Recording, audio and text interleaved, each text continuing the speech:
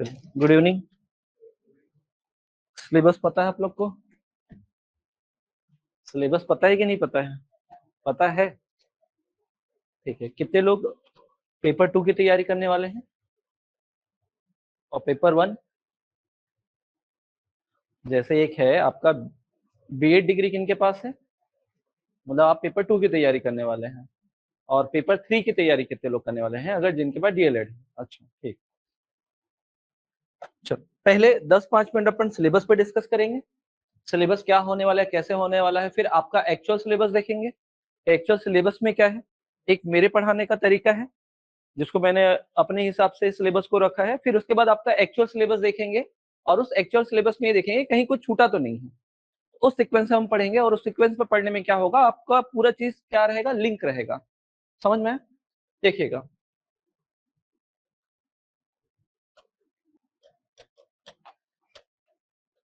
इसकी तैयारी करनी है पेपर 2 और 3 की। तो पहला भाग याद रखिएगा सिलेबस का कुछ इस प्रकार है। सबसे पहले आपको पढ़ना क्या होता है, मनोविज्ञान। सबसे पहले आपको क्या पढ़ना पड़ता है, मनोविज्ञान, क्योंकि आप जो पढ़ रहे हो वो एक्चुअल में सब्जेक्ट है कौन सा, साइकोलॉजी का। और मनोविज्ञान को इंग्लिश में क्या बोलते हैं, साइकोलॉजी। इसी के पार्ट आपको पढ़ने पड़ते हैं। तो मनोविज्ञान जब आप पढ़ते हो तो इसके साथ आपको क्या पढ़ना पड़ता है, इसका इतिहास पढ़ना पड़ता है। मनोविज्ञान जब इसमें पढ़ते हो तो आपको क्या पढ़ना पड़ता है, इसका इतिहास पढ़ना पड़ता है, इसका हिस्टोरिकल बैकग्राउंड पढ़ना पड़ता है। तो इंग्लिश मीडियम वाले हैं क्या? इंग्लिश मीडियम में अगर कोई दिक्कत आप है? नहीं है? है। ठीक है। तो साइकोलॉजी, और साइकोलॉजी जब पढ़ेंगे तो उसका क्या पढ़ेंगे, हिस्टोरिकल बैकग्राउंड पढ़ेंगे कि कहाँ से ये चीजें स्टार्ट हुई थी। देन इसके बाद पढ़ेंगे क्या, इसमें जो संप्रदाय बने थे, स्कूल्स ऑफ साइकोलॉजी। जैसे आपने देखा होगा स्ट्रक्चरिज्म, फंक्शनलिज्म, बिहेवियरिज्म, गेस्टाल्टिज्म, है ना, संरचनावाद, प्रकार्यवाद, सुना है ना, थोड़ा थोड़ा याद है। अभी सिलेबस में देखेंगे आए एक जगह। तो मैं यहाँ पर बता भी देता हूँ कि क्या क्या इसके अंदर देखेंगे। हमको पढ़ना तो बहुत सारा है, मैं कुछ एक के नाम लिख देता हूँ। जैसे आप पढ़ते हो स्ट्रक्चरिज्म, संरचनावाद, फिर आप पढ़ते हो यहाँ पर प्रकार्यवाद, फिर आप पढ़ते हो गेस्टाल्टवाद, गेस्टाल्टिज्म,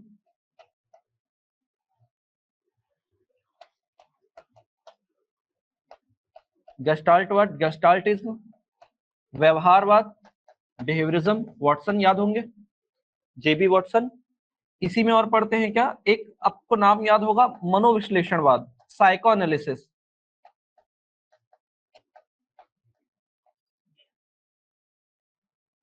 विश्लेषणवाद, साइको एनालिसिस याद होगा सिगमंड फ्राइड का। बहुत सारे कॉन्सेप्ट होते हैं, यहाँ से एक या दो क्वेश्चन तो आपको जरूर मिलेंगे जब हम मनोविज्ञान पढ़ेंगे और मनोविज्ञान के संप्रदाय पढ़ेंगे। यहाँ तो मैंने 5 नाम लिखे हैं, इसके अलावा भी और है। जैसे अब्राहम मैस्लो का नीड थ्योरी, है ना, आवश्यकता सिद्धांत, तो वो भी है। तो इन सबको हमको क्या करना है, एक एक करके डील करना है, स्टार्टिंग में ही डील करना, और बार बार इसके कॉन्सेप्ट बीच बीच में आते रहेंगे। जैसे कि इनका ही बहुत सारा कॉन्सेप्ट है। जैसे आपने सुना होगा लिबिडो, या याद नहीं होगा तो पढ़ेंगे। इनका ही है क्या, स्वमोह, नर्सिज्म। इन्हीं का कॉन्सेप्ट है क्या, इन्होंने क्या किया है, जो इंटेलिजेंस है उसको कितने पार्ट में बांटा है, 3 पार्ट में बांटा हुआ है। कॉन्शियसनेस को कितने पार्ट में बांटा है, 3 पार्ट में। आपने सुना होगा चेतन मन, अर्धचेतन मन और अचेतन मन, कॉन्शियस माइंड, सबकॉन्शियस माइंड और अनकॉन्शियस माइंड, ये कॉन्सेप्ट पढ़ा है। फिर इसके साथ हम लोग जब एक टॉपिक पढ़ेंगे व्यक्तित्व, पर्सनैलिटी, तो वहां पर आपने सुना होगा ईड, ईगो, सुपर ईगो, है ना, इदम, अहम, परम अहम, ऐसा कुछ याद है। इसके अलावा आपने सुना है क्या, इलेक्ट्रा और ओडिपस, है ना। हाँ, इलेक्ट्रा ग्रंथि और ओडिपस ग्रंथि। तो इलेक्ट्रा मतलब पिता के प्रति पुत्री का प्रेम, और ओडिपस मतलब क्या होता है, पुत्र का माता के प्रति प्रेम। हाँ, तो ये सब कॉन्सेप्ट है इसमें। इसके अलावा और भी है, इन्होंने इमोशंस की बात की है। 2 टाइप के इमोशंस होते हैं, संवेग 2 प्रकार के होते हैं। तो संवेग 2 प्रकार में, तो एक को नाम दिया इरोस, जिजीविषा, और एक को नाम दिया मुर्मूषा, थनोस या थानाटोस, ये नाम दिया है। तो इस पूरे कॉन्सेप्ट में हम लोग क्या करेंगे, ये पूरे को यहीं पर डिटेल करेंगे, और बार बार बीच बीच में क्या होगा, ये सारे कॉन्सेप्ट आते चले जाएंगे। देखो आवाज सही आ रही कि नहीं लाइव क्लास में?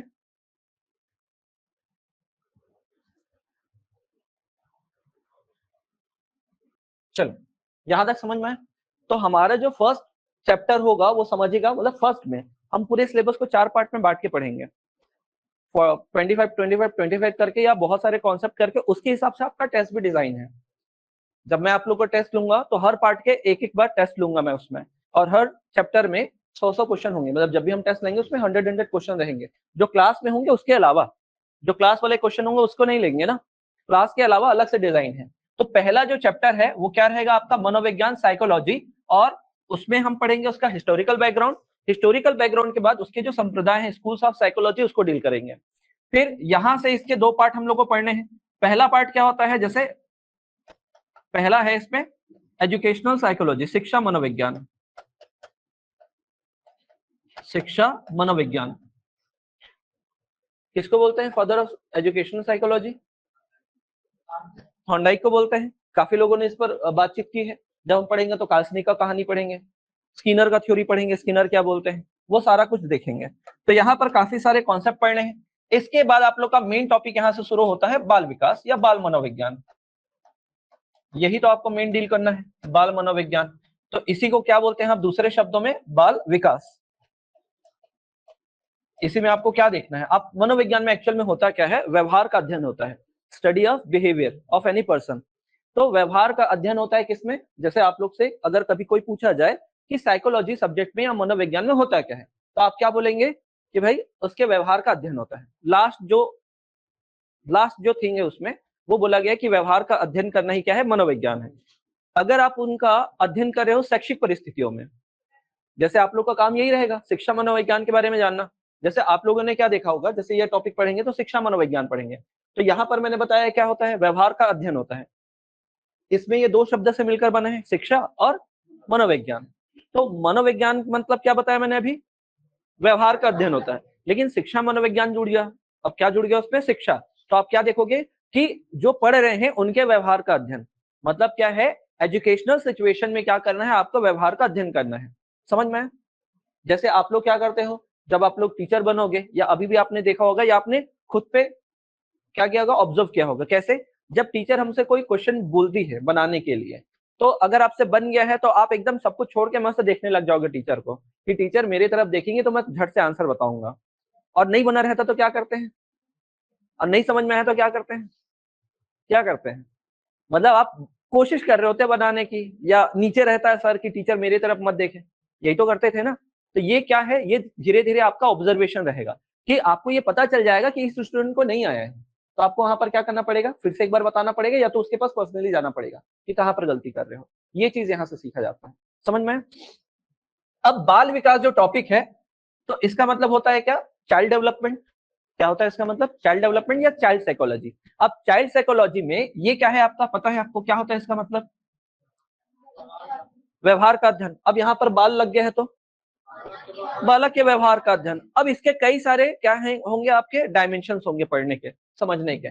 तो पहले तो इसके अंदर सब टॉपिक है कई सारे, और आपका अगर इसी टॉपिक को अगर अच्छे से देखा जाए तो आपका सिलेबस जो है सहायक शिक्षक वाला 40% कवर हो जाता है, लगभग लगभग 2.5 से 3 यूनिट तक आप पहुंच जाओगे इसी को कंप्लीट करने पे। तो पहला देखो, पहले आपको क्या देखना होता है कि भाई विकास जो है, ग्रोथ जो है वो विकास से किस प्रकार अंतर रखता है। मतलब यहाँ पर देखना है विकास और, हाँ, विकास और वृद्धि में क्या देखना है, दोनों में डिफरेंस देखना है। विकास और वृद्धि में क्या देखना है, डिफरेंस देखना है। फिर उसके बाद क्या देखते हो आप, जो भी डेवलपमेंट है, विकास के सिद्धांत देखने हैं। और इसके कई सारे सिद्धांत आपने सुने हैं और पढ़े भी हैं, जैसे थ्योरीज ऑफ डेवलपमेंट। तो मैं पूरा नहीं लिख रहा हूं, इंग्लिश में समझ आ जाएगा। थ्योरीज ऑफ डेवलपमेंट, तो थ्योरीज ऑफ डेवलपमेंट में आप क्या देखते हो, पहले आप देखते हो निरंतरता का सिद्धांत फॉलो करता है, कि विकास जो है कभी भी रुकता नहीं है ना, कि डेवलपमेंट हमेशा क्या होता है, कंटिन्यूअस प्रोसेस में होता है, बस the rate of development is increasing और डिक्रीजिंग, कि भाई कभी एक समय पर कम होता है, कभी एक समय पर बढ़ जाता है, ये होता है। फिर आपने देखा है समान प्रतिमान का सिद्धांत, फिर आपने देखा होगा पूर्वानुमान का सिद्धांत, फिर आपने देखा होगा सामान्य से विशिष्ट का सिद्धांत, जनरल टू स्पेसिफिक, सुना है, मतलब बस आपके दिमाग में होने चाहिए कि ये हमने सुना है। इसके अलावा वर्तुलाकार बनाम रेखीय, स्पाइरल वर्सेस लीनियर कॉन्सेप्ट, ये हमने पूरा देखा है। फिर उसके बाद वातावरण और किसका प्रभाव बोलते हैं, वंशानुक्रम का प्रभाव, सुना होगा ना थोड़ा थोड़ा। इसमें लगभग 11 से 12 टॉपिक इसमें पढ़ने हैं इंडिपेंडेंट। यहां तक समझ में है? तो ये टॉपिक रहेगा। फिर इसके बाद इसके अंदर देखते हैं तो विकास के क्या देखते हैं, अवस्थाएं। क्या देखते हैं, विकास के अवस्थाएं, स्टेजेस ऑफ डेवलपमेंट। और स्टेजेस ऑफ डेवलपमेंट पे आप क्या देखते हो, शैशवावस्था, इन्फेंसी स्टेज, सॉरी इससे भी पहले चालू करते हैं आप, आपके सिलेबस में इससे भी पहले का दिया है, गर्भावस्था। गर्भावस्था, तो गर्भावस्था मतलब क्या होता है, प्री नेटल स्टेज बोलते हैं इसको इंग्लिश में। इंग्लिश में क्या बोलते हैं, प्री नेटल स्टेज, या कभी कभी इसको क्या लिखा रहता है, प्रेगनेंसी स्टेज। क्या लिखा रहता है, या स्टेज ऑफ प्रेगनेंसी, ये लिखा रहता है। ठीक है, फिर सेकंड क्या होता है इसमें, बताओ, शैशवावस्था, इन्फेंसी स्टेज। फिर आता है क्या आपका, बाल्यावस्था। बाल्यावस्था, जब हम टॉपिक में जाएंगे तो यहाँ पर पूर्व और प्रारंभिक, उत्तर बाल्यावस्था, अर्ली चाइल्डहुड और लेटर चाइल्डहुड, वो दोनों पढ़ेंगे। अभी बस मैं केवल सिलेबस डिसाइड कर रहा हूँ, बता रहा हूँ, डिस्क्राइब कर रहा हूँ आपको। फिर आता है क्या आपका, किशोरावस्था, एल्डोसेरेंस। यहां तक समझ में। इसके बाद आपका मेन टॉपिक शुरू होता है क्या, विकास के आयाम। विकास के आयाम, या इसी को बोलते हैं विकास के क्षेत्र। इंग्लिश में ये हो जाता है डायमेंशंस और area of development. Dimensions and area of development, थोड़ा सुना हुआ लग रहा है ये, नहीं लग रहा है, मुझे तो नहीं लग रहा है, बस पहली बार सुन रहे हो लग रहा है। इसमें आपको ये देखो, ये शॉर्टकट में बता रहा हूँ, थोड़ा सा शॉर्टकट में समझिएगा, ये इसको अभी कंप्लीट करना है। ई से क्या है आपका, इमोशनल डेवलपमेंट, ईपीएससी प्लस एमएल, मैं हर बार ये बताता हूँ, और ये क्या है आपका मेन फैक्टर है, मेन डायमेंशन है। तो देखो पहला क्या है आपका, इमोशनल डेवलपमेंट, संवेगात्मक विकास। मैकडूगल का कॉन्सेप्ट पढ़ते हैं यहाँ पर, 14 प्रकार की मूल प्रवृत्तियां, बेसिक इंस्टिंक्ट, और उससे जुड़े हुए क्या होते हैं, इमोशंस होते हैं। जैसे अगर बेसिक इंस्टिंक्ट का मतलब ये है और इमोशन का मतलब ये है, इमोशन हमारे अंदर से आता है, अंदर होता है, और बेसिक इंस्टिंक्ट उसका बाहरी स्वरूप होता है। जैसे मुझे डर लगा तो मैं उस जगह से हटूंगा, भूख लगेगा तो क्या करूंगा, भूख अंदर लगता है, किसी को पता चलता है क्या देख के, नहीं। जब हम खाना खाएंगे जल्दी जल्दी तब वो पता चलता है। तो भूख हमारा इमोशन है, और खाना खाना क्या हमारा बेसिक इंस्टिंक्ट है। तो 14 प्रकार के बेसिक इंस्टिंक्ट के बारे में कौन बताता है, विलियम मैकडूगल। फिर ये फिजिकल डेवलपमेंट।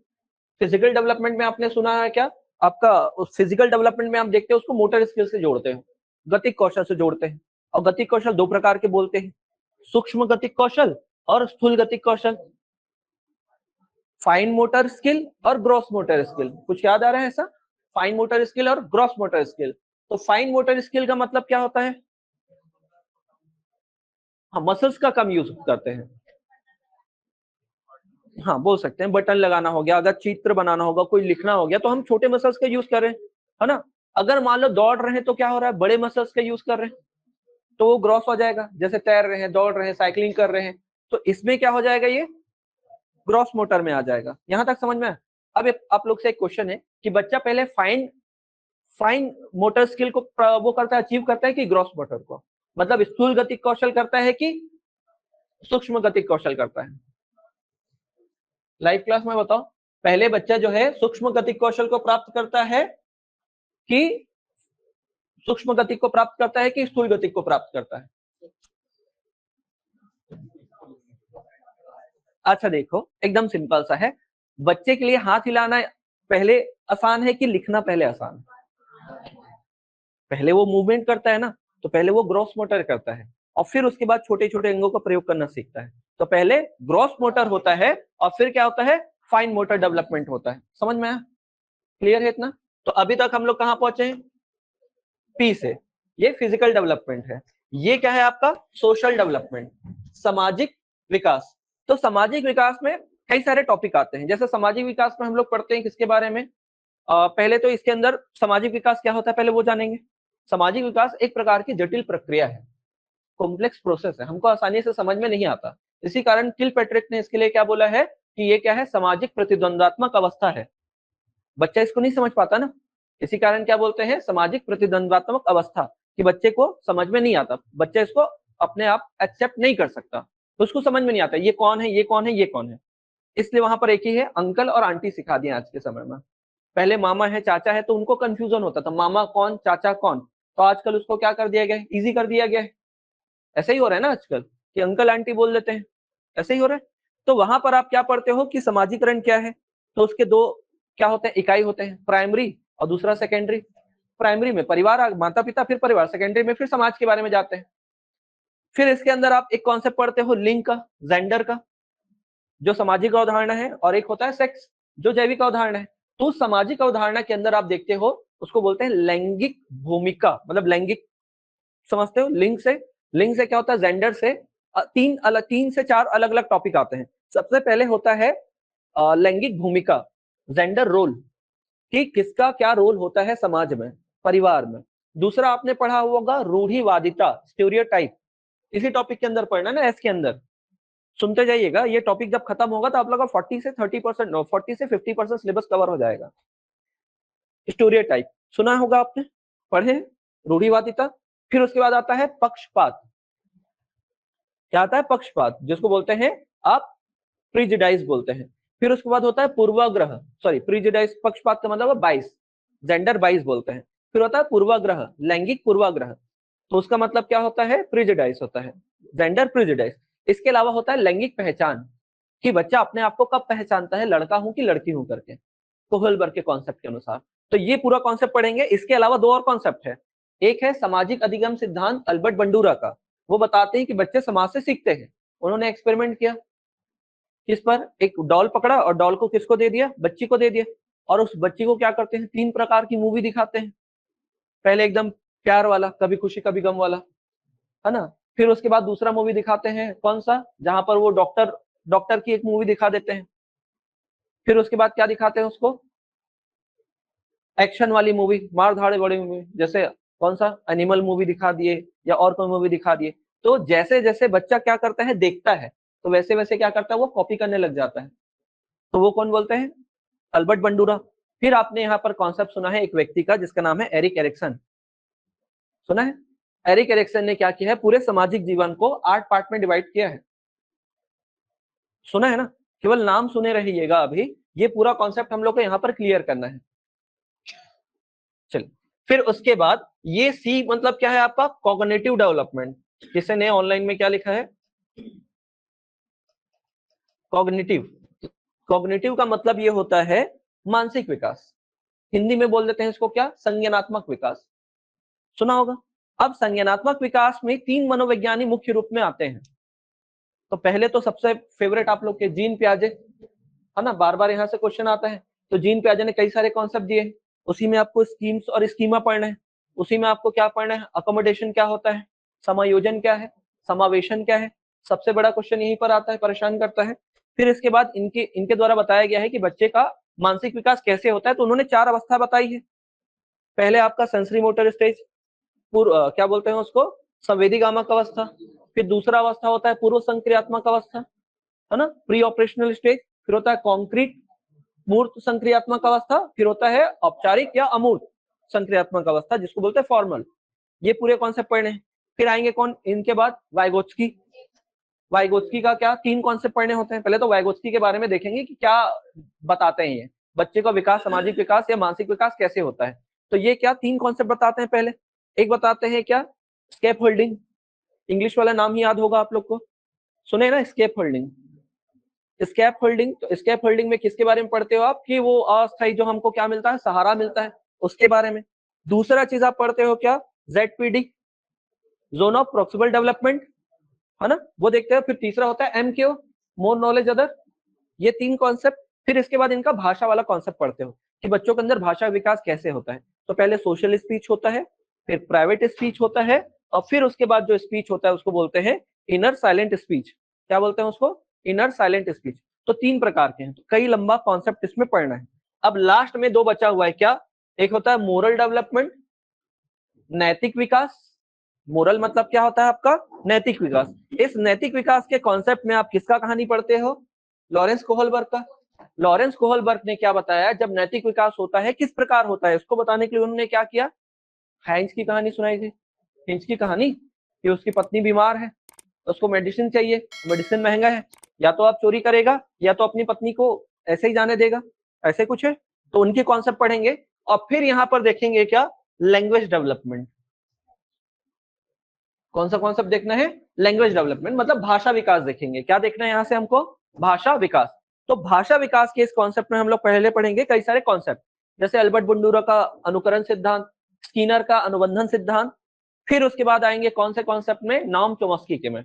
नाम चोम्स्की का जो कॉन्सेप्ट होता है उसको बोलते हैं सार्वभौमिक भाषा सिद्धांत, या उसको बोलते हैं जन्मजात सिद्धांत, इनेंट थ्योरी या यूनिवर्सल थ्योरी ऑफ लैंग्वेज, नाम चोम्स्की के। उसमें आप पढ़ते हो एलईडी के बारे में, लैंग्वेज एक्विजिशन डिवाइस के बारे में, सुना है ना सब।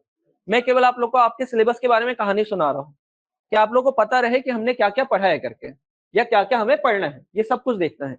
फिर उसके बाद होता है ग्रामर, जनरेटिव ग्रामर थ्योरी, फिर उसके बाद होता है भाषा सीखने के नियम बताते हैं। तो यहाँ तक की ये कहानी है, समझ में? तो ये पूरा क्या है, ये बड़ा टॉपिक है। अगर ये खत्म हो गया यहाँ तक, मतलब इसके 4th पॉइंट में आप पढ़ लिए, तो ये मान के चलिएगा कि सहायक शिक्षक का सिलेबस जो है 50% तो ऑलमोस्ट खत्म हो चुका होगा। अभी देखेंगे सिलेबस, ये सब कुछ आप नोट भी करिएगा ना, ये सब के सब कुछ को आपको नोट भी करना है, आगे चलकर ये आपके काम आएंगे, इसी आधार पर हम लोग को पढ़ना है। अब देखिएगा, आयाम के बाद आपको पढ़ना होता है क्या, विकास को प्रभावित करने वाले कारक।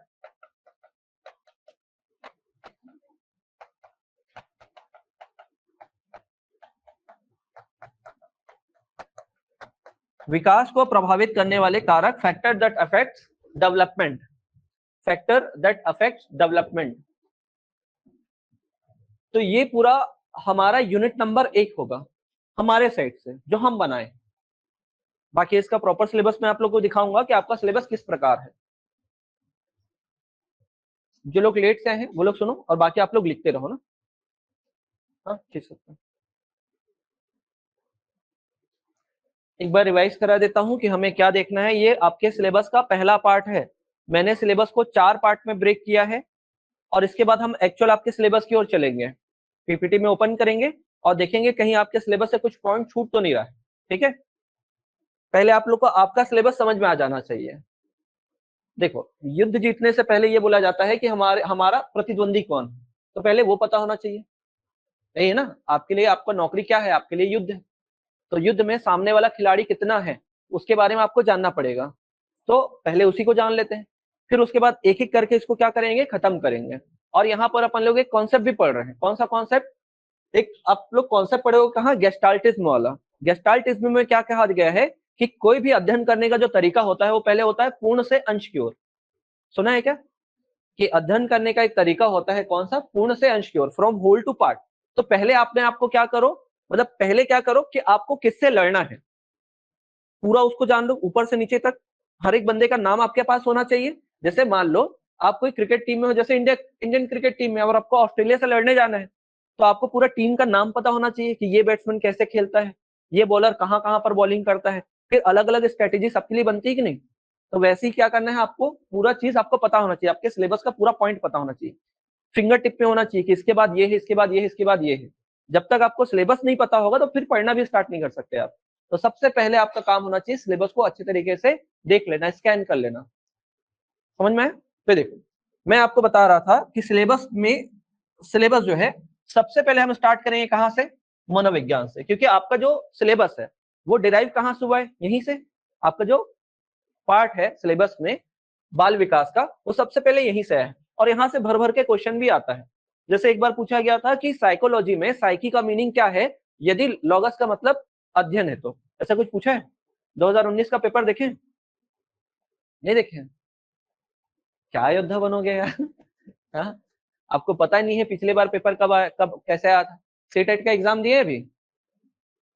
अच्छा, सीजी टेट भी दिए होंगे, फिर सी टेट भी दिए होंगे। ठीक है, बहुत सारे क्वेश्चन जो मैंने अभी बताए वहां से भी बन जाएंगे।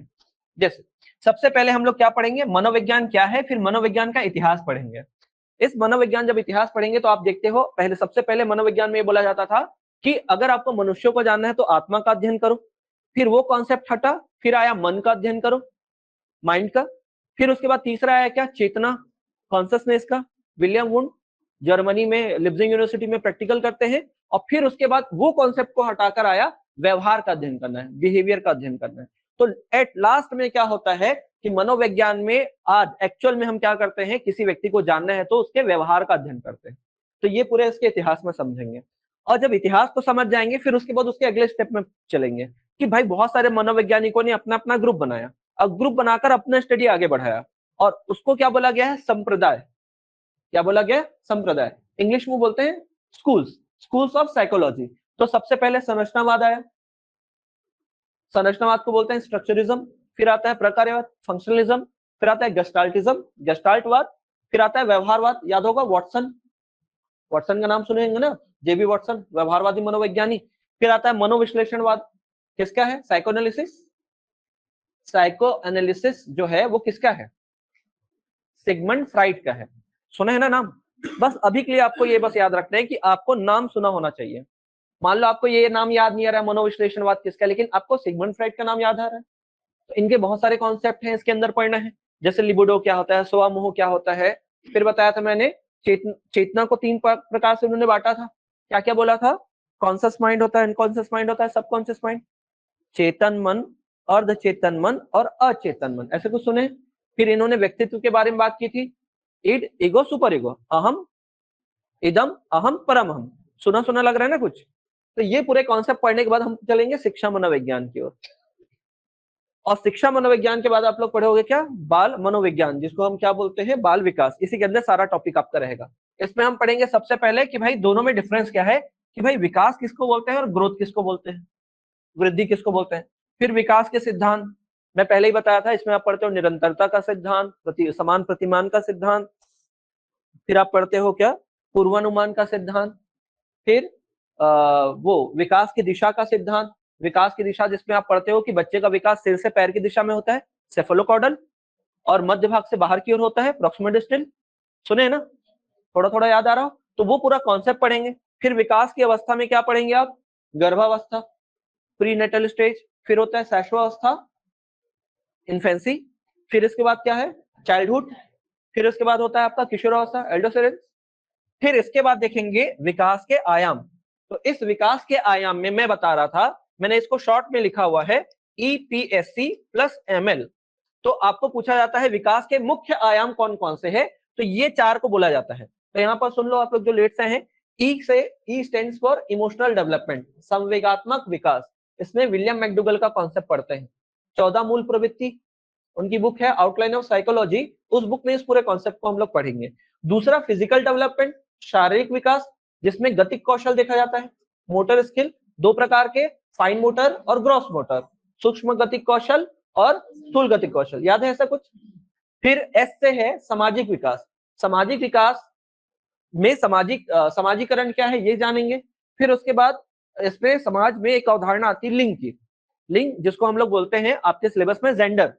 लिंग से वैसे 2 आशय होता है, एक होता है जेंडर और दूसरा होता है सेक्स। सेक्स में केवल ये देखा जाता है कि मेल है कि फीमेल है, जबकि जेंडर में देखा जाता है उसके कर्तव्य क्या है, उसके क्या कार्य हैं, क्या उसे एक्सपेक्ट किया जाता है। समझ में, इसी में मैंने बताया था जेंडर से रिलेटेड क्या होते हैं, 4 से 5 टॉपिक निकल के आते हैं। जैसे एक आता है भूमिका, लैंगिक भूमिका, जेंडर रोल। फिर मैंने बताया कि उसके रूढ़िवादिता, स्टेरियोटाइप। फिर मैंने बताया पक्षपात, बायस।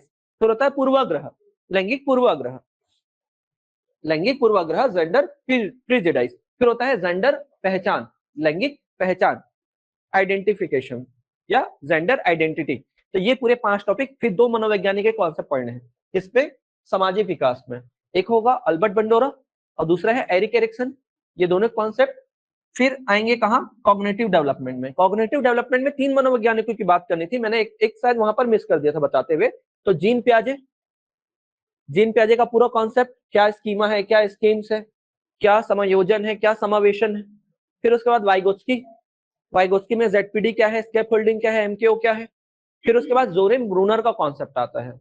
अभी तक आप लोगों को किसको जानते हो आप, जीन पियाजे। जीन पियाजे के कॉन्सेप्ट को वापस से अमेंड करने वाले, मतलब वापस से संशोधित करके पेश करने वाले कौन है, जोरेन ब्रूनर है।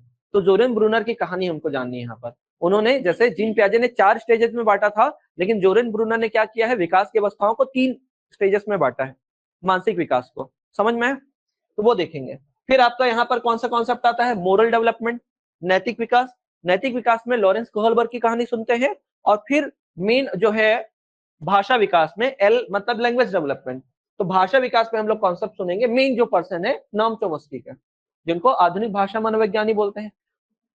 फिर लास्ट में देखेंगे विकास को प्रभावित करने वाले कारक। सहायक शिक्षक के सिलेबस में इसको थोड़ा अलग करके पूछा है।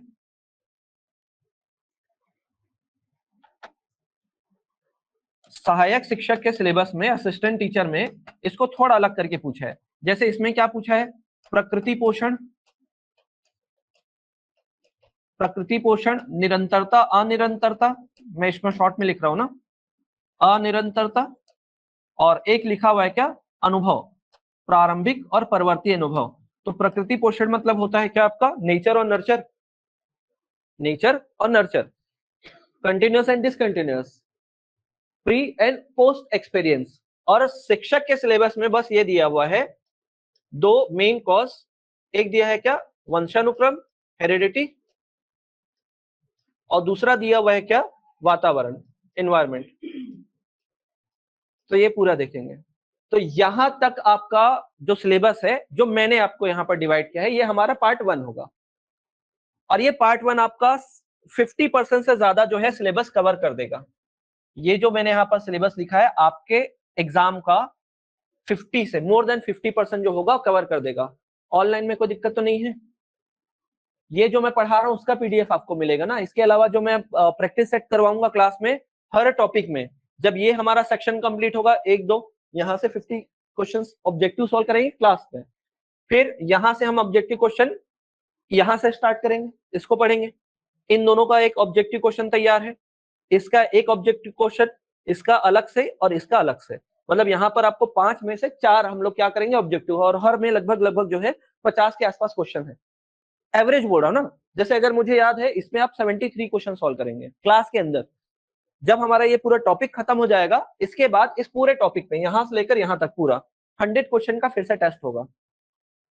100 क्वेश्चन का फिर से टेस्ट होगा, और जो क्वेश्चन यहाँ है वो नहीं होंगे उसमें, वो अलग होगा। समझ में? तो आप लोग अपने आप को चेक करिएगा कि कैसे हमसे क्वेश्चन बन रहे हैं कि नहीं। चले पार्ट 2 की ओर। ये हमारे सिलेबस का पहला पार्ट होगा। सेकंड पार्ट की ओर चलते हैं। सेकंड पार्ट में सबसे पहले हमारा जो पार्ट होगा वो होगा बुद्धि, इंटेलिजेंस। इंटेलिजेंस इंटेलिजेंस चैप्टर से, चाहे आप सहायक शिक्षक की तैयारी कर रहे हो चाहे शिक्षक की तैयारी कर रहे हो, एक क्वेश्चन आपको 100% मिलेगा ही मिलेगा। और अब तक जो क्वेश्चन पूछा है, हालांकि मैं पूरा बताऊंगा आप लोग को ये डिस्क्राइब करके।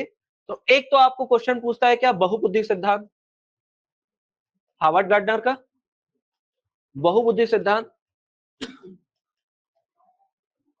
Multiple intelligence theory, Harvard gardener का मल्टीपल इंटेलिजेंस थ्योरी। और एक क्वेश्चन कहां से आता है आपके आईक्यू के फॉर्मूले से, MA/CA। कुछ याद आ रहा है? और क्या करूंगा, किससे 200 से मल्टीप्लाई करूंगा कि 50 से मल्टीप्लाई करूंगा? 100 से ना। किसका फॉर्मूला है ये, कौन देता है ये फॉर्मूला?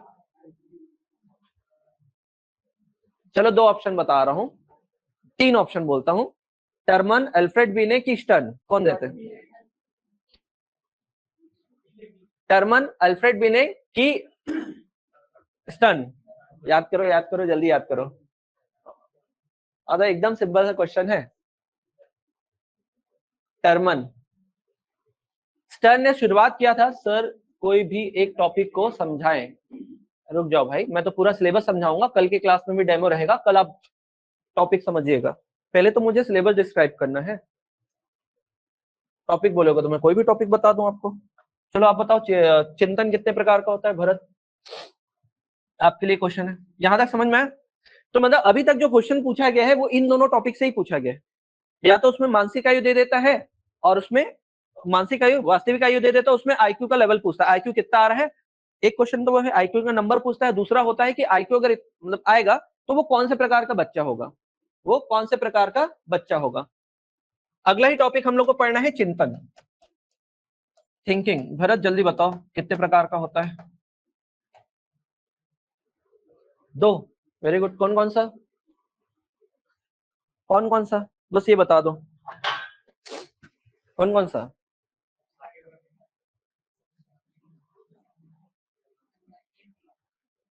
ना ना, अभी 2 ही प्रकार है। भरत बताओ, 2 प्रकार आपने बोले हैं, 2 प्रकार जल्दी से बताओ। क्या लगता है आप लोग बताओ? यथार्थ, क्या क्या आंसर आ रहा है? 2 प्रकार का होता है। कितने प्रकार का होता है? 2 प्रकार का। अब वो 2 प्रकार में क्या क्या आपको पढ़ना होता है ये ध्यान दो। 2 प्रकार में एक प्रकार होता है स्वाली चिंतन, अकॉस्टिक थिंकिंग, दूसरा होता है यथार्थवादी, रियलिस्टिक थिंकिंग। स्वाली चिंतन जो अपनी कल्पना में रहते हैं उनको बोलते हैं, जो अपनी दुनिया में रहते हैं उसको बोलते हैं, और यथार्थवादी जो रियलिस्टिक होता है, ये 3 टाइप का होता है। जो आप बोल रहे थे अपसारी और अभिसारी। ठीक है, चलो एक टॉपिक समझा ही देता हूं। और एक होता है समालोचनात्मक, या इसको बोलते हैं आलोचनात्मक। ये होता है आपका डाइवर्जेंट थिंकिंग, ये होता है कन्वर्जेंट थिंकिंग, ये होता है क्रिटिकल थिंकिंग। बेसिक बेसिक समझा रहा हूं। अब जैसे देखो, अब सारी चिंतन को ही और क्या बोलते हैं? सृजनात्मक चिंतन बोलते हैं या सृजनात्मक चिंतन बोलते हैं। ठीक है, क्रिएटिव थिंकिंग बोलते हैं। अगर मुझे आपकी, अगर मान लो इसमें क्या होता है, इसमें हाँ ना या एक शब्द में उत्तर देना होता है। कैसे देना होता है? वन वर्ड आंसर होता है। क्या होता है? वन वर्ड आंसर होता है। कैसे होता है देखिएगा, अगर मैं आपसे बोलूं कि आप रायपुर से हैं, तो आप क्या बोलोगे? हाँ या ना बोलोगे। दूसरा, छत्तीसगढ़ की राजधानी अगर पूछूंगा तो आप क्या बताओगे? एक ही शब्द में बताओगे, सर नया रायपुर अटल नगर, इतना ही बोल सकते हो।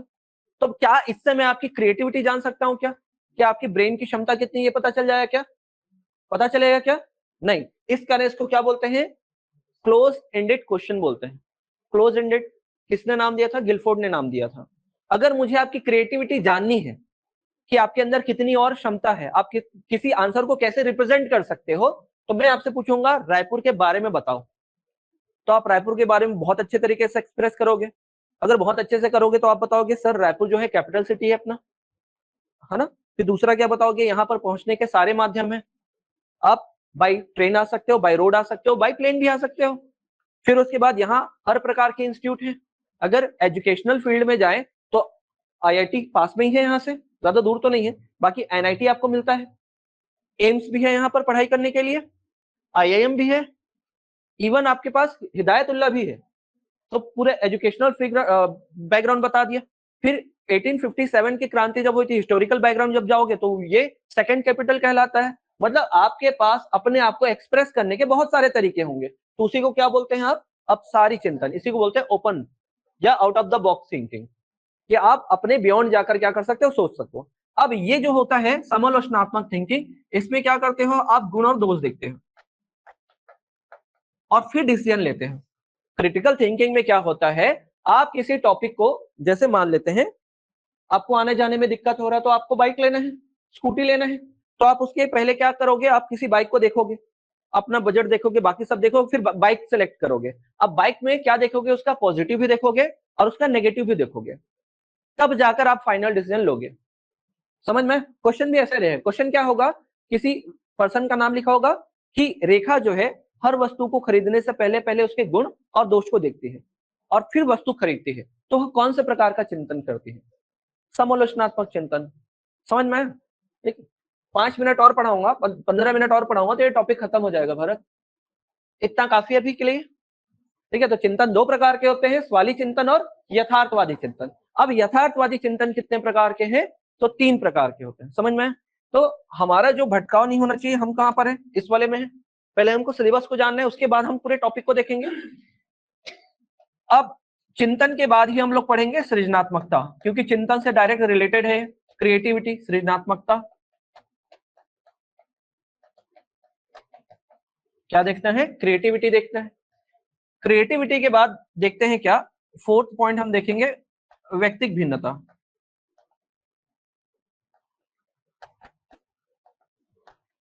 व्यक्तिक भिन्नता ये होता है इंडिविजुअल डिफरेंस, इंग्लिश में बोलते हैं इंडिविजुअल डिफरेंस।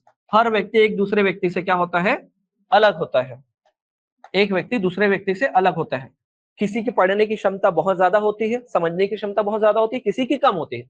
तो एक टीचर को क्लास में सबसे ज्यादा अगर ध्यान देना है तो व्यक्तिक भिन्नता पर देना पड़ता है, क्योंकि एक स्टूडेंट को एक बार में समझ में आ गया, लेकिन दूसरे स्टूडेंट को एक बार में आ जाएगा क्या?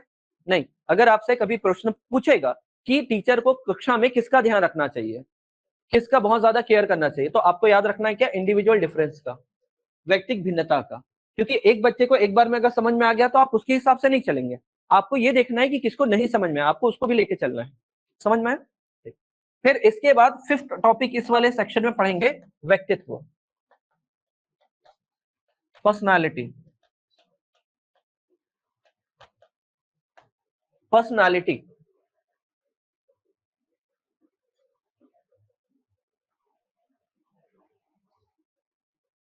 ठीक है, यहां से भी क्वेश्चन पूछे जाते हैं, अच्छे खासे प्रश्न पूछे जाते हैं इस वाले टॉपिक से।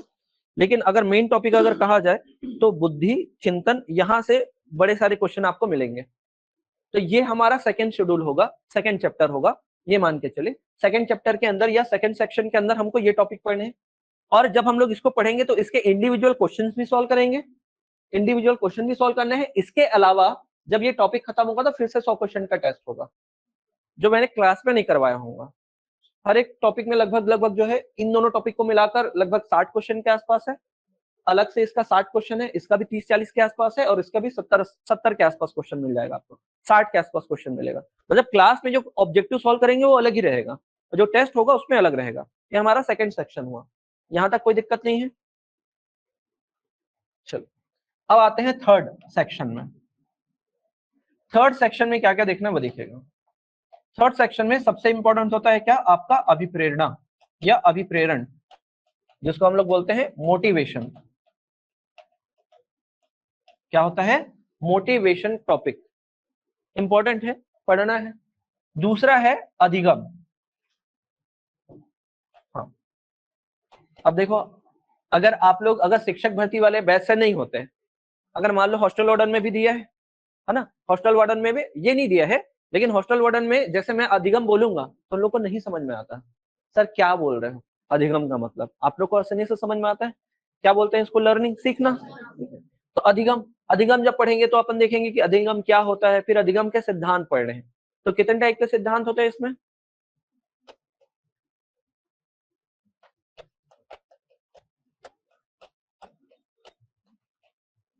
चलो भरत एक क्वेश्चन और कर रहा हूं मैं आपसे, अधिगम के कितने टाइप के सिद्धांत होते हैं, बताओ थोड़ा बहुत सोच के।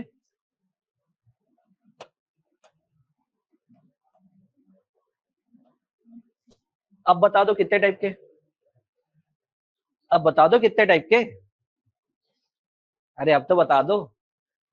ये बोल रहा हूँ कि कितने प्रकार के सिद्धांत होते हैं, कितने टाइप के थ्योरीज हैं।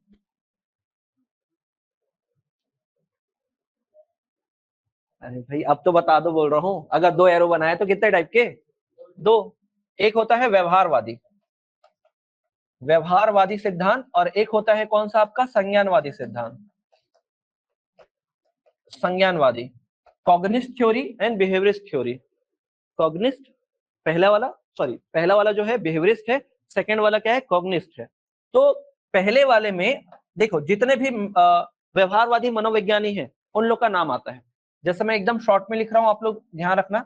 सबसे पहले स्किनर, चूहे पर प्रैक्टिकल करते हैं, है ना, सॉरी स्किनर का नहीं मत लिखो, पहले सबसे पहले थॉर्नडाइक आएंगे। सबसे पहले कौन आएंगे, थॉर्नडाइक आते हैं, है ना। हाँ, थॉर्नडाइक, तो थॉर्नडाइक ने किस पर प्रैक्टिकल किया था, बिल्ली पर, उद्दीपन अनुक्रिया, SR थ्योरी बोलते हैं, स्टिमुलस रिस्पॉन्स, है ना। फिर इसको अगेंस्ट में कौन आते हैं, स्किनर आते हैं। स्किनर चूहा लेकर आते हैं, ये बिल्ली लेकर आते थे, चूहा लेकर आते हैं। और ये क्या बोलते हैं, केवल क्रिया होती है, क्रिया प्रसूत सिद्धांत बोलते हैं फिर उसको, है ना, या आर टाइप बोलते हैं, या रिस्पॉन्स थ्योरी बोलते हैं। फिर उसके बाद पावलाव किसको लेकर आ जाते हैं, कुत्ते को लेकर आते हैं। किसको लेकर आते हैं, कुत्ते को लेकर आते हैं पावलाव। और ये बोलते हैं केवल उद्दीपन, इसको आपने सुना होगा क्या, क्लासिकल या क्लासिकल कंडीशनिंग थ्योरी, या तो आपने पढ़ा होगा प्राचीन अनुबंधन या शास्त्रीय अनुबंधन, हिंदी में जो नाम ये पढ़ा है। और इसके बाद जो होता है वो CL हल, क्लार्क लियोपोल्ड हल, वो क्या करते हैं, ये बोलते हैं ये उद्दीपन अनुक्रिया कुछ नहीं होता, जो कुछ होता है व्यक्ति की आवश्यकता होती है, उसके आधार पर व्यक्ति क्या करता है, सीखता है। तो ये लोग जो है ये सबके सब बिहेवियरिस्ट हैं। जब हम लोग स्टार्टिंग में ये पढ़ेंगे ना, यहाँ पर याद करो व्यवहार आप पढ़ेंगे तो यहाँ पर इन सबके नाम हम लोग पढ़ चुके होंगे। थॉर्नडाइक के नाम पढ़े रहेंगे, स्किनर का नाम पढ़े रहेंगे, हल का नाम पढ़े रहेंगे, पावलाव का नाम पढ़े रहेंगे, सबके नाम हम लोग यहीं पर पढ़ चुके होंगे। और यही वाले लोग कहाँ आएंगे, यहाँ पर आएंगे। और संज्ञानवादी में जैसे आपने जीन पियाजे वाइगोत्स्की इसका नाम पढ़े, लेकिन है तो ये संज्ञानवादी, लेकिन इन्होंने अधिगम के लिए, लर्निंग के लिए कोई एक्सपेरिमेंट नहीं किया। एक्सपेरिमेंट कौन करते हैं, तो गेस्टाल्ट वाले।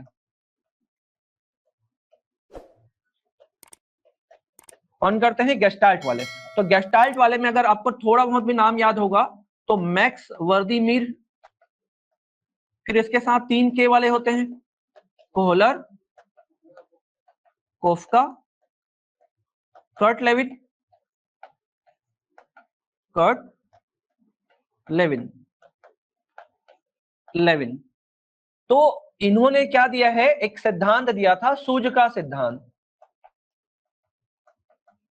कौन सा सिद्धांत दिया है, सूझ का सिद्धांत, जिसको अंतर्दृष्टि सूझ सिद्धांत बोलते हैं, इनसाइट लर्निंग थ्योरी। जो नाम सुना होगा उसी नाम से बोल रहा हूं, या तो अंतर्दृष्टि सूझ सिद्धांत बोलते हैं, या तो इसी को बोलते हैं इंग्लिश में इनसाइट लर्निंग थ्योरी। दिया किसने था, तो मैक्स वर्दी मीर ने दिया था, मैक्स वर्दी मर ने दिया था। लेकिन उस पर प्रैक्टिकल करते हैं कौन, कोहलर। किस पर, याद होगा अगर नाम लिखो तो, हाँ कहां से, सुल्तान। याद नहीं आ रहा, सुल्तान, सुल्तान पर प्रैक्टिकल, चिंपांजी, याद है ना। तो उस पर प्रैक्टिकल करेंगे, तो ये हमारा सेकंड चैप्टर होगा इसमें, थर्ड शेड्यूल में। ठीक है, अब यहां से देखेंगे क्या, अब इसके आगे क्या पढ़ना है, तो हम लोग पढ़ेंगे मूल्यांकन। और अगर यहां पर आप मूल्यांकन पढ़ते हो तो सेम चीज आप हिंदी में भी पढ़ोगे, वहां पर भी आपका मूल्यांकन चैप्टर है, इवेल्युएशन। और इवेल्युएशन जब पढ़ते हैं तो यहीं पर क्या होता है, इसका एक सब टॉपिक पढ़ते हो, ECCE, continuous and comprehensive education, सतत एवं व्यापक मूल्यांकन, इसी से जुड़ा हुआ है। तो पहले मुझे क्या करना पड़ेगा, मापन बताना, मूल्यांकन बताने से पहले मुझे मापन बताना पड़ेगा, मेजरमेंट, फिर उसके बाद आकलन, असेसमेंट, और फिर उसके बाद मूल्यांकन। और मूल्यांकन का एक टाइप बताना पड़ेगा, CCE, continuous and comprehensive evaluation. समझ में आया? अब इसके साथ छोटा टॉपिक, बड़ा टॉपिक बोलना चाहिए, समावेशी शिक्षा। ये आप सी टेट की अगर तैयारी करते हैं तो यहां से 5 क्वेश्चन आते हैं समावेशी शिक्षा से, inclusive education.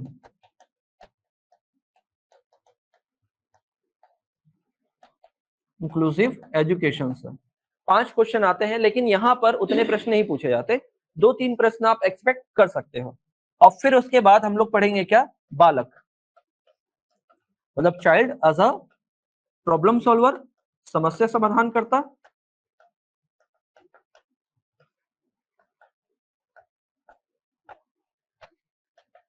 As a problem solver, मतलब child as a problem solver, और वैज्ञानिक अन्वेषक के रूप में।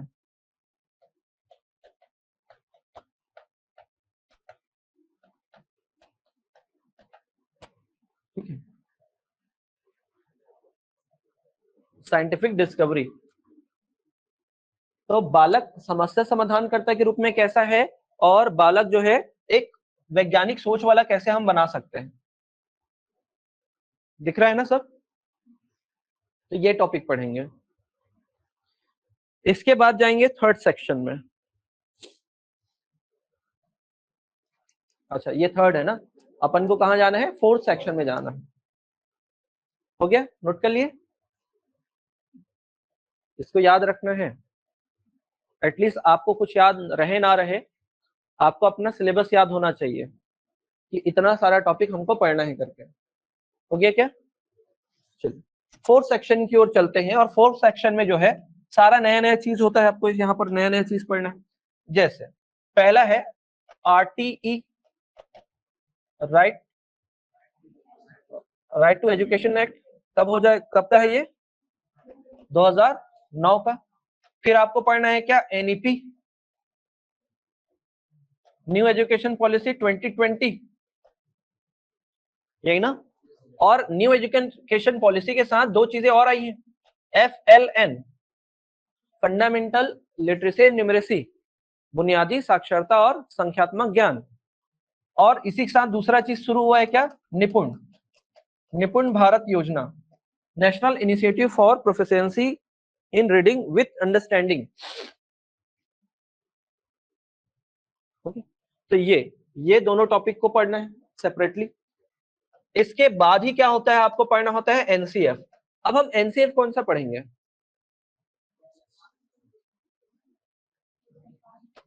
देखो 2005 वाला अब हो चुका है पुराना। जब जब शिक्षा नीति आएगी और शिक्षा नीति में संशोधन होगा, तब तब आपका सिलेबस में बदलाव होगा। तो ये क्या है, आपका सिलेबस है। शिक्षा नीति तो बता दी गई है कि हमको ये पढ़ाना है, लेकिन क्या पढ़ाएंगे कौन बताता है? एनसीएफ। ये बोल दिया है क्या एनसीएफ एनईपी में कि हम 6वीं क्लास से बच्चों को क्या कराएंगे? शास्त्रीय भाषा का ज्ञान देंगे, पाली सिखाएंगे, प्राकृत सिखाएंगे, फारसी सिखाएंगे। कब बोला गया है? क्लास 6 क्लास 6 के स्टूडेंट को हम लोग क्या देंगे? वोकेशनल ट्रेनिंग देंगे। आज हम लोग क्या कब देते हैं? कॉलेज के बाद देते हैं। लाइवलीहुड कॉलेज सुना है ना, जहाँ पर स्किल डेवलप करने जाते हैं बच्चे, है ना, कॉलेज पास होने के बाद या 12वीं के बाद। वो चीज हम कब देने की बात करें? क्लास 6 में। तो उसको कैसे देंगे वो डिसाइड करवाएगा कौन? एनसीएफ। क्लास 9 में बोला है हम फॉरेन लैंग्वेज सिखाएंगे 8 प्रकार के, French, Japanese, Thai, Korean, Russian, Germany, Portuguese, ये सारे लैंग्वेज हम सिखाएंगे क्लास 9 से। तो भाई इसको सिखाएंगे कैसे? अब जो सिलेबस जो हम सब्जेक्ट चूज करते थे, कब करते थे? 11th में। अब क्लास 9 से आपको सब्जेक्ट चूज करना है। और ये भी है कि अगर आप मैथ्स बैकग्राउंड से हो, मैथ्स अच्छा लगता है, तो आप हिस्ट्री भी पढ़ सकते हो। अब हिस्ट्री भी पढ़ सकते हो, लेकिन अब आगे क्या होगा? दिक्कत होगा कहाँ? कॉलेज ज्वाइन करने में। भाई पहले मैथ्स लेकर पढ़ते थे तो अलग से एंट्रेंस एग्जाम होता था, मैथ्स वाले कॉलेज में पहुंच जाते थे। लेकिन आप तो साइंस भी लेकर चले हो, अब कॉलेज में भी बदलाव हो गया। कॉलेज जो होगा वो मल्टी सब्जेक्ट वाला होगा। जैसे पहले जो था रविशंकर में कॉमर्स होता था क्या? नहीं था, अब कॉमर्स शुरू हो गया है। मतलब हर एक कॉलेज जो होगा 64 टाइप की डिग्री प्रोवाइड कराएंगी, और सेमेस्टर वाइज होगा एग्जाम अब उनका। तो पहले ईयरली होता था, अब सेमेस्टर वाइज होगा। और पासिंग मार्क्स कितना होता था? कितना परसेंट होता था पासिंग मार्क्स? 33 या 35। अब हो जाएगा 40%।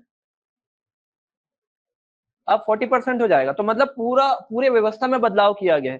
तो ये समझेंगे, और उसके बाद सिलेबस में किस प्रकार बदलाव हुआ उसको समझना है। तो ये वाला जो है अब पुराना हो गया है। अब जो एनसीएफ आया है 2022 का और 2023 का, इसको पढ़ना है, इसको पढ़ना है। अब जैसे देखो, न्यू एजुकेशन पॉलिसी में क्या किया गया है? 10+2 जो चलता था उसके स्थान पर क्या आ गया है? 5+3+3+4। तो पहला जो ये आया है 22, ये पहले 5 साल के लिए आया है, फाउंडेशनल स्टेज के लिए। और ये 2023 में जो आया है वो आगे के लिए आया है। जो यहाँ पर आया है ये कब के लिए आया है? आगे के लिए आया है। यहां तक समझ में आया? फिर इसी के साथ जो है एक टॉपिक पढ़ेंगे समायोजन, या इसको जरूरत पड़ा तो पहले पढ़ा दूंगा। आपके सिलेबस में समायोजन नहीं लिखा हुआ है ना? आपके सिलेबस में समायोजन नहीं लिखा हुआ है। एडजस्टमेंट, इसको बोलते हैं एडजस्टमेंट, या इसको बोलते हैं अकोमोडेशन। बताएंगे क्या होता है इसमें, बहुत सारा कॉन्सेप्ट आपको बताना है। फिर एक देखेंगे ब्लूम का वर्गीकरण।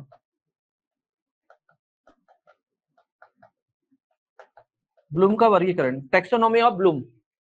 टैक्सोनॉमी ऑफ ब्लूम वही है, बुद्धि से रिलेटेड है इनका कॉन्सेप्ट। 3 टाइप में इन्होंने बांटा था, उसको देखेंगे। लास्ट देखेंगे हम लोग शिक्षा क्रम। लास्ट देखेंगे शिक्षा क्रम। इस शिक्षा क्रम में हम लोग देखते हैं क्या है। एक तो सूत्र देखते हैं, शिक्षण सूत्र, जैसे ज्ञात से अज्ञात, है ना, सरल से कठिन, ये अलग सब सुने हैं ना। संश्लेषण, विश्लेषण से संश्लेषण, सामान्य से विशिष्ट से सामान्य, ये पूरा कॉन्सेप्ट पढ़ते हो, ये पूरा फॉर्मूले के अंदर आता है। इसको बोलते हैं शिक्षण फॉर्मूला। टीचिंग, इंग्लिश में बता देता हूँ, टीचिंग फॉर्मूला बोलते हैं। नहीं नहीं, इसको बोलते हैं टीचिंग फॉर्मूला, शिक्षण सूत्र, फॉर्मूला। तो ये सबके आगे ना शिक्षण जुड़ा हुआ है ना। फिर उसके बाद क्या पढ़ते हो आप? शिक्षण विधियां।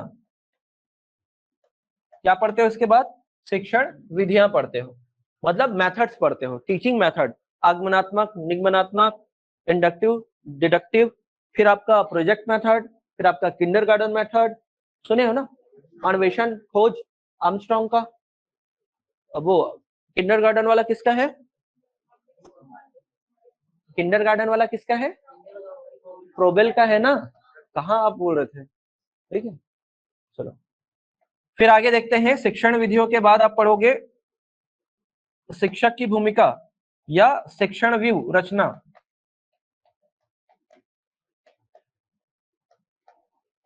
स्ट्रैटेजी, किस टाइप की स्ट्रैटेजी होती है पढ़ाने के लिए। और सबसे लास्ट में हम पढ़ेंगे क्या, शिक्षक की भूमिका।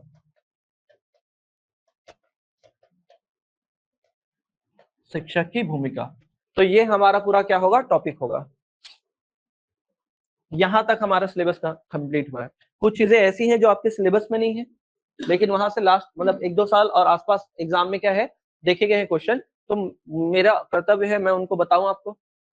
जैसे ब्लूम का वर्गीकरण आपके सिलेबस में नहीं है, समायोजन नहीं है, तो ये दोनों टॉपिक को मेरा दायित्व है बताना। एफएलएन निपुण के बारे में कोई जानकारी नहीं है आपके सिलेबस में, लेकिन है ये करेंट का चीज, और हमारे छत्तीसगढ़ में अभी इम्प्लीमेंट हुआ है इसी सत्र से, 2024-25 के सत्र से पढ़ना जरूरी है। यहाँ नहीं पढ़ना है तो फिर आगे तो जब सीटेट दोगे आप लोग, है ना, वहां पर भी आपका ये काम आएगा। तो उसको भी ध्यान में रख के मुझे ये सब कुछ पढ़ाना है, क्योंकि अगर मान लो आपका सीटेट या सीजीटेट क्लियर नहीं है, पढ़ना तो पड़ेगा इसको भी, क्योंकि आने वाले नवंबर में फिर से है आपका सीटेट, है ना, नवंबर या दिसंबर में होगा, है ना, अभी आया नहीं होगा डेट, नहीं आया ना, तो उस समय तक आपका ये पूरा तैयार रहे, क्योंकि सबसे ज्यादा नंबर तो यही है, यहाँ पर 30 नंबर का आता है। लाइव क्लास में कोई दिक्कत तो नहीं है।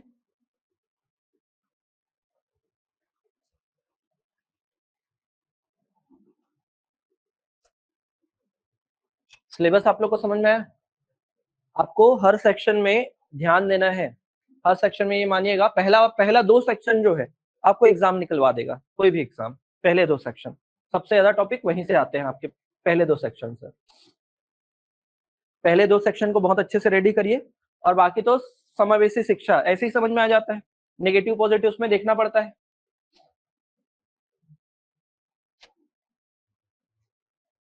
देखें सिलेबस, पहले देखते हैं सहायक सहायक शिक्षक के सिलेबस में क्या क्या दिया हुआ है।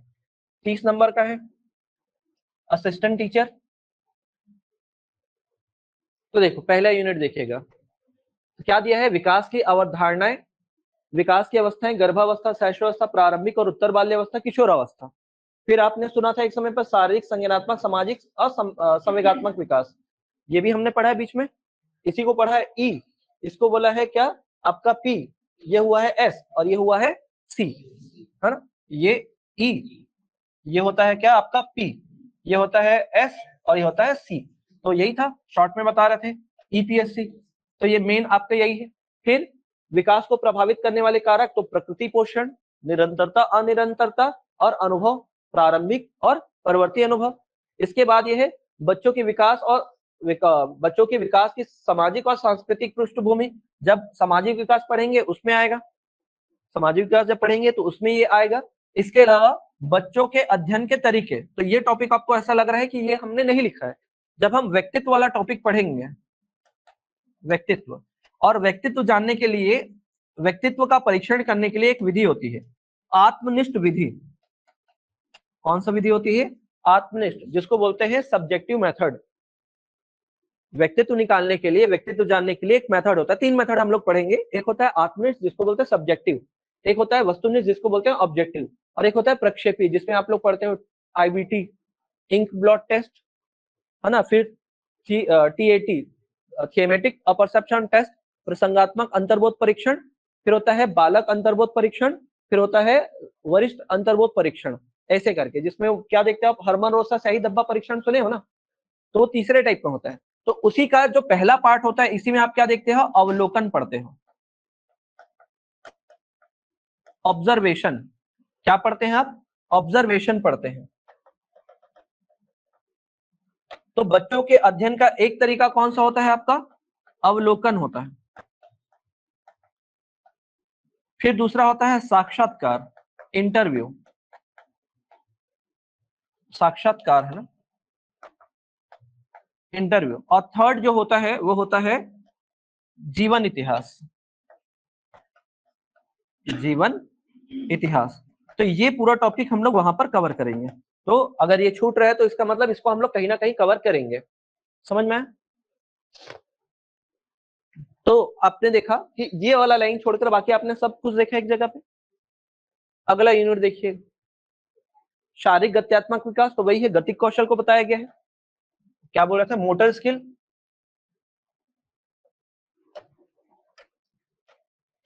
मोटर डेवलपमेंट, मोटर डेवलपमेंट की बात की गई है। शारीरिक नियंत्रण और उसका समन्वय, कि बच्चे का विकास जब होगा तो अपने शरीर पर कैसे नियंत्रण रखेगा, तो उसी में क्या बोला था आपने, पहले ग्रॉस डेवलपमेंट करेगा, मोटर डेवलपमेंट, फिर उसके बाद सूक्ष्म, तो वो फिर उसके बाद क्या है, यहाँ पर आपको पढ़ना है सामान्य सिद्धांत, शरीर के अंगों का अनुपात में बदलाव, ऊंचाई, वजन वृद्धि। तो ये वाला जो टॉपिक होगा हम लोग यहाँ पर पढ़ेंगे। हाँ, यहाँ पे जब हम लोग अवस्था पढ़ते हैं तो अवस्थाओं में हम लोग क्या पढ़ते हैं, पहले तो ये है कि इनमें हम लोग पढ़ते हैं, पहला कैरेक्टरिस्टिक्स पढ़ते हैं कि विशेषताएं क्या क्या है, विशेषताओं के बाद हम लोग देखते हैं कथन कौन कौन से हैं, और फिर उसके बाद देखते हैं मेजरमेंट, कि बच्चा जब जन्म लेता है तो उसकी हाइट कितनी होती है, बच्चा जब जन्म लेता है तो उसकी हाइट कितनी होती है, 51 सेंटीमीटर, लड़का है तो, लड़की है तो 50.5 सेंटीमीटर। फिर जब वो किशोरावस्था खत्म हो जाता है तब उसकी हाइट कितनी होती है, वो पूरा देखते हैं, हार्ट बीट कितना होता है, वजन कितना होता है, कब कब उसमें चेंजेस आते हैं, संवेगों का विकास कैसे होता है, तो वो पूरा चीज यहाँ देखेंगे, हड्डियों की संख्या कितनी होती है, तो बच्चा जब जन्म लेता है तो कितनी हड्डी होती है, जब बच्चा जन्म लेता है शैशवावस्था में होता है तो कितनी हड्डियां होती है, अभी तक हमारे ध्यान में तो 206 ही घूम रहा होगा, और हमें तो 206 ही याद आ रहा है। बच्चा जब जन्म लेता है तो 270 हड्डियां होती है पहले 6 साल में, फिर बाद के जब बाल्यावस्था में जब पहुंचता है तो 350 हड्डियां हो जाती है। ऐसा कभी सुने थे क्या, सर कम हो, मतलब कैसे 300 हो गया, फिर उसके बाद जब किशोरावस्था में जाता है तब जाके 206 होती है। तो वो सारा कुछ हम लोग यहाँ पर जब मापन या मेजरमेंट वाले सेक्शन में जाएंगे तब पढ़ेंगे, वहां पर बताऊंगा क्यों ऐसा हो रहा है। तो हम लोग कहाँ हैं, आपके सहायक शिक्षक के सिलेबस पार्ट 2 में। फिर उसके बाद देखो ये वापस वही दिए, नियंत्रण, नियंत्रण का विकास, तो इसके पहले भी वही चीज लिखा हुआ है, नियंत्रण, तो इसमें देखो स्थूल और सूक्ष्म, ग्रॉस मोटर और फाइन मोटर। फिर देखते हैं संवेगात्मक विकास, ईपीएससी, तो ई वापस दे दिया है, नैतिक विकास मतलब मोरल डेवलपमेंट। फिर देखो सीखने में विद्यालय और घर का वातावरण, तो आपको याद होगा समाजीकरण मैंने बताया था, एक पहले परिवार माता पिता को लेते हैं, दूसरा विद्यालय और समाज को ले लेते हैं, साथ ही समूह वयस्क के साथ संबंध, तो इसको आप कहाँ पर पढ़ते हो, इसको आप पढ़ते हो वाइगोत्स्की के कॉन्सेप्ट में। स्केप फोल्डिंग, कोई बड़ा सहारा देता है अस्थायी रूप से, फिर एमकेओ कि कोई भी उसको मदद करे, फिर बाल विकास की सामाजिक पृष्ठभूमि, तो आपको अगर थोड़ा सा ध्यान होगा तो वही चीज यहाँ पर भी लिखा है। फिर व्यक्तित्व का विकास और समाजीकरण, तो समाजीकरण पढ़ना ही है सामाजिक विकास में, और व्यक्तित्व का विकास तो व्यक्ति का एक टॉपिक आएगा व्यक्तित्व वाला, वहां पर आप देखेंगे। तो ये कौन सा यूनिट हुआ, सेकेंड यूनिट हुआ। अब देखो थर्ड यूनिट में, थर्ड यूनिट में क्या है, सीखना क्या है, बच्चे कैसे सीखते हैं, तो ये अधिगम है, सीखना क्या है और बच्चे कैसे सीखते हैं, तो ये अधिगम वाला टॉपिक है, अधिगम एक बार और लिखा होगा बीच में। अब देखो यहाँ पर देखो थर्ड यूनिट में आपका क्या लिखा है, व्यवहारवादी, बिहेवियरिस्ट, फिर क्या लिखा है, संरचनावादी, कंस्ट्रक्टिविज्म, फिर क्या है, सामाजिक संकल्पनाएं, संज्ञान क्या है। तो अब देखो आपने सिलेबस में इसको कहाँ पढ़ा हुआ है, यहाँ पर पढ़ा हुआ है, संरचनावाद और व्यवहारवाद, स्टार्टिंग में ही। अब देखिएगा जो जीन प्याजे के कॉन्सेप्ट बता रहे थे, तो जीन प्याजे के विचार, ज्ञान का निर्माण करने के तरीके, स्कीमा क्या होता है, स्कीम्स क्या होता है, सम्मिलन क्या है, समायोजन क्या है, व्यवस्थापन क्या है, और फिर क्या है, संतुलीकरण क्या है, इक्विलिब्रेशन क्या है, ये सब एक एक करके आपका क्लियर हो जाएगा। तो मैंने वहां पर केवल नाम बताया था, जीन प्याजे पढ़ना है, जीन प्याजे में मैंने स्कीमा नाम लिया था, अकोमोडेशन बोला था, समायोजन और सम्मिलन लिखा है यहाँ पर, इसको समावेशन या आत्मसात भी कहते हैं। फिर उसके बाद देखते हैं किशोरों के सोच के लक्षण, मानसिक विकास क्या है, शैशवावस्था से किशोरावस्था तक। तो जब हम लोग मानसिक विकास पढ़ेंगे इसी के कॉन्सेप्ट में, ये किसका कॉन्सेप्ट है, जीन पियाजे के कॉन्सेप्ट में पूरा पढ़ना है, तो उन्होंने 4 अवस्था बताई थी, शैशवावस्था 0 से 2, जिसको संवेगा वो क्या बोला, संवेदीगामक, जिसको सेंसरी मोटर स्टेज बोलते हैं, सेकंड वाला क्या होता है, पूर्व संक्रियात्मक, प्री ऑपरेशनल स्टेज, थर्ड वाला mood concrete operational state, fourth वाला क्या होता है, ऑपरेशनल, या उसको बोलते हैं फॉर्मल, या उसको बोलते हैं अमूर्त संक्रियात्मक, तो वो पूरा इसके अंदर आएगा। ये देखो संवेदी क्रियाएं, फिर उसके बाद पूर्व संक्रियात्मक, ये दोनों को बस यहाँ पर लिखा है, बाकी पूरा पढ़ना है। फिर आप देखो लेवाइगोस्की का पूरा कॉन्सेप्ट, रचनावाद क्या है, फिर निकट विकास का क्षेत्र, जेडपीडी, फिर स्कैफोल्डिंग, शिक्षक की भूमिका, तो शिक्षक की भूमिका मैंने सबसे लास्ट में बताई है। फिर आगे देखते हैं बच्चा समाधानकर्ता और वैज्ञानिक अनुसंधानकर्ता के रूप में, इसको भी हमने कहीं पर देखा है। फिर देखो बच्चों में वैकल्पिक अवधारणाएं सिखाना, जब अधिगम सीखेंगे तो यह वाला टॉपिक वहीं पर आ जाएगा। सीखने की प्रक्रिया में बच्चों को जानने की गलती और प्रक्रिया क्या है, तो ये भी कहां पर है, जब बच्चों को सीखने अधिगम वाला टॉपिक में जाएंगे तब। अब देखो यहाँ पर क्या है, फिर से वही लिखा हुआ है अभिप्रेरण, और यहाँ पर क्या लिख दिया है, सीखना। सीखना मतलब क्या, अधिगम। तो एक ही चीज को आपके सिलेबस में 2-3 जगह दिया हुआ है। और लास्ट यूनिट में चलते हैं, लास्ट यूनिट में क्या है, विशेष आवश्यकता वाले बच्चे। इंग्लिश में इसको बोलते हैं चाइल्ड विथ स्पेशल नीड। इसको पूछा गया है कि इसका फुल फॉर्म क्या होता है करके एग्जाम में। तो चाइल्ड विथ क्या होता है, स्पेशल नीड। तो इसमें कई सारे प्रकार के बच्चे बताने पड़ते हैं, प्रतिभा संपन्न बच्चे, सृजनात्मक बच्चे, पिछड़े बालक, मंद बुद्धि बच्चे, सामान्य बच्चे। फिर इसके अलावा जो है अधिगम और क्षमता वाले बच्चे, जिसमें आप पढ़ते हो क्या, डिसलेक्सिया, डिस्मोर्फिया, डिस्थीमिया, एडीएसडी, है ना, बहुत सारे प्रकार के, डिसकैलकुलिया। तो ये सारे प्रकार के बच्चे पढ़ोगे। फिर शिक्षा क्रम की जरूरत क्या है, अवधारणा क्या है, पाठ्यक्रम की अवधारणा क्या है, तो ये जो है शिक्षा क्रम वाले टॉपिक में, इसमें हम लोग पूरा डील करेंगे। ये जो लास्ट में है इसमें पूरा पूरा डील करेंगे। अब लास्ट में क्या है, शिक्षा का अधिकार अधिनियम, शिक्षक की भूमिका वापस से दिया है। फिर इसके बाद क्या है, बाल अधिकार। बाल अधिकार के बारे में भी बात करेंगे। अब आप ध्यान से देखो, अगर आप इस वाले पैटर्न को देखो, इस वाले सेक्शन को, तो इसी में आपका लगभग 2.5 यूनिट कवर हो जा रहा है। ध्यान दो क्या क्या लिखा है, ये पूरा संरचनावाद प्रकार्यवाद लिखा है, शिक्षा मनोविज्ञान बाल विकास में विकास की अवधारणा, विकास की सिद्धांत, फिर ये अवस्थाएं, फिर विकास के आयाम में वो पूरा बताया गया है, और फिर क्या है, विकास को प्रभावित करने वाले कारक। अब जरा देखो, यहां से एक को छोड़कर बाकी पूरा चीज रेडी हो जाएगा। सेकेंड यूनिट में देखो, ये भी यहां तक पूरा रेडी हो जाएगा, इस वाले को छोड़ दो तो व्यक्तित्व का विकास, बाकी ये पूरा जो है पहले पार्ट में कवर हो रहा है। फिर यहाँ से देखो, यहाँ पर आपका आधा से ज्यादा कवर हो जाएगा, यहाँ से यहाँ तक का जो है वो पहले चैप्टर में ही, जो हमारा पहला सेक्शन है उतना ही कवर हो जा रहा है। तो यहाँ से लगभग लगभग जो है सहायक शिक्षक का 2.5 यूनिट कवर हो जाएगा। सहायक शिक्षक के सिलेबस का कितने यूनिट कवर हो जाएगा, 2.5 यूनिट कवर हो जाता है। अब बात करते हैं क्या, शिक्षक के सिलेबस में। शिक्षक के सिलेबस में कितने नंबर का दिया रहता है, मतलब कितना दिया हुआ है, 3 यूनिट दिया हुआ है बस, है तो 30 नंबर का, लेकिन सहायक शिक्षक में 4 यूनिट बोला है और वो जल्दी खत्म हो जाता है। और जब आप शिक्षक का सिलेबस देखोगे तो उसमें 3 यूनिट है और उसमें पढ़ना ज्यादा है। यहाँ देखिएगा, जैसे विकास की अवधारणा और उससे संबंध, बच्चों के विकास के सिद्धांत, जैसे गर्भावस्था, शैशवावस्था पूरा, और सिद्धांत में निरंतरता, वो पूरा पढ़ना है, निरंतरता का सिद्धांत, फिर आपका समान प्रतिमान का सिद्धांत, विकास की दिशा का सिद्धांत, वो पूरा। फिर देखो विकास को प्रभावित करने वाले कारक 2, वंशानुक्रम और वातावरण। फिर बुद्धिमत्ता के सृजन का समालोचनात्मक परिप्रेक्ष्य, बहुआयामी बुद्धि, भाषा में विचार। अब देखो भाषा विकास लिखा है, और विचार का मतलब क्या होता है, आपके चिंतन से है। सीखने वालों के मध्य व्यक्तिक भिन्नता लिखा है ना, मध्य क्या देखना है, व्यक्तिक भिन्नता। उसमें क्या क्या भिन्नता देखना है, भाषाई भिन्नता देखनी, जाति भिन्नता, लिंग भिन्नता, समुदाय में भिन्नता और धार्मिक भिन्नता, ये सभी प्रकार की भिन्नताएं देखनी है। तो मैंने केवल उसमें नाम लिखा हुआ था व्यक्तिक भिन्नता, तो ये पूरा देखना है। फिर आगे देखिएगा, मूल्यांकन और सीखने का मूल्यांकन के मध्य अंतर। फिर उसके बाद लास्ट में लिखा है सतत और समग्र विकास, ये देखना है। ये अभ्यास और परिप्रेक्ष्य इसी का है, इसी को बताया गया है। तो ये मैंने पॉइंट पॉइंट करके बताया है, ये पूरा चीज हम लोग कवर करेंगे। ये है आपका यूनिट नंबर 1। यूनिट नंबर 2 में पूरा समावेशी शिक्षा लिखा हुआ है।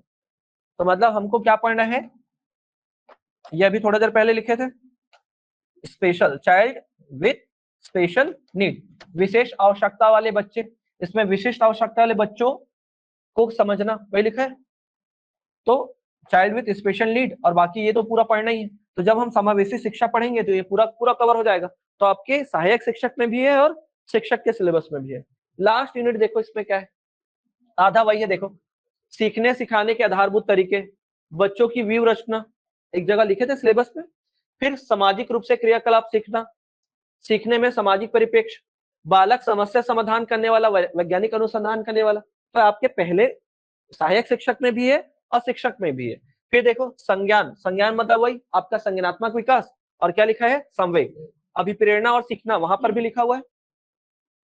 कहा, सहायक शिक्षक के सिलेबस में देखो, कहा गया, यहाँ पर ध्यान देना ना, यहाँ 3rd यूनिट में दिया हुआ है, और यहाँ देखो अभिप्रेरण और सीखना दिया है ना, क्या देख रहे थे यहाँ पर, तो यहाँ पर भी है अभिप्रेरण और सीखना, कहाँ 3rd यूनिट में, और यहाँ पर भी क्या है 3rd यूनिट में है।